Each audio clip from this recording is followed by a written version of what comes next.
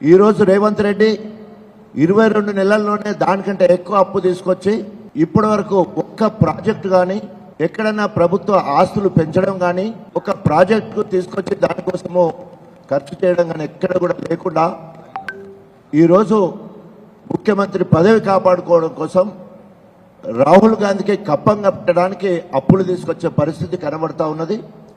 ఈరోజు గ్రామాలకు వెళితే ఏ ఇంటికి వెళ్ళినా కూడా ఆ ఇంటిల్లి పాదులకు కేసీఆర్ సంక్షేమాలే ఇప్పటి వరకు అందుతున్నాయి. ఆ ఇంట్లో రైతుంటే రైతు బంధు కింద 11 సార్లు 73,000 కోట్ల రూపాయలు ఇచ్చిన చరిత్ర కేసీఆర్ గారిది. ఆ రైతుకు ఎన్ని ఎకరాలున్నా ఎన్ని హెచ్పీల మోటార్లున్నా అది వాగులో వేసినా చెరువులో వేసినా బోర్వెల్ అయినా బాయికైనా నువ్వు ఎన్ని మోటార్లు పెడితే అన్నిటికీ 24 గంటల ఉచిత నాణ్యమైన కరెంటు ఇచ్చిన చరిత్ర కేసీఆర్ గారిది.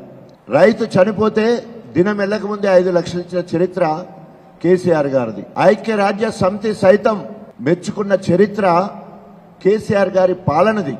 ఆ రైతుకు బిడ్డ ఉంటే కళ్యాణ లక్ష్యం పేరు మీద 1,00,000 రూపాయలు, ఆ రైతుకు తండ్రి తల్లి ఉంటే వాళ్ళ ఖర్చుల కోసము 200 ఉన్న వాటి 2,000 రూపాయల పెన్షను, ఆ రైతు గొల్లకూరమైతే వారికి అన్ని రైతు బెనిఫిట్స్తో పాటు అదనంగా 20 గొర్రెపిల్లలు పొట్టేలు, ముదిరాజు వాళ్ళైతే 35,000 కోట్ల చేప పిల్లలు ఇచ్చిన చరిత్ర, ఆ ఇంట్లో 10వ తరగతి లోపు చదివే పిల్లలకు 1,021 రెసిడెన్షియల్ ఇంగ్లీష్ మీడియంలో 1,20,000 పెట్టి ఒక్కొక్క విద్యార్థికి ఇచ్చి చేసిన చరిత్ర.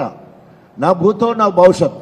భారతదేశం మొత్తంలో ఎక్కువ రెసిడెన్షియల్ స్కూల్స్ ఉన్నది ఎక్కడ అంటే అది తెలంగాణలో. ఆ రకంగా ఈ రోజు వరకు కూడా కాంగ్రెస్ అధికారంకి వచ్చే 22 నెలల్లో ఒక్క పథకం కానీ ఒక్క సంక్షేమ కార్యక్రమం కూడా అదనంగా ఒక ఇంటికి వెళ్ళలేదు.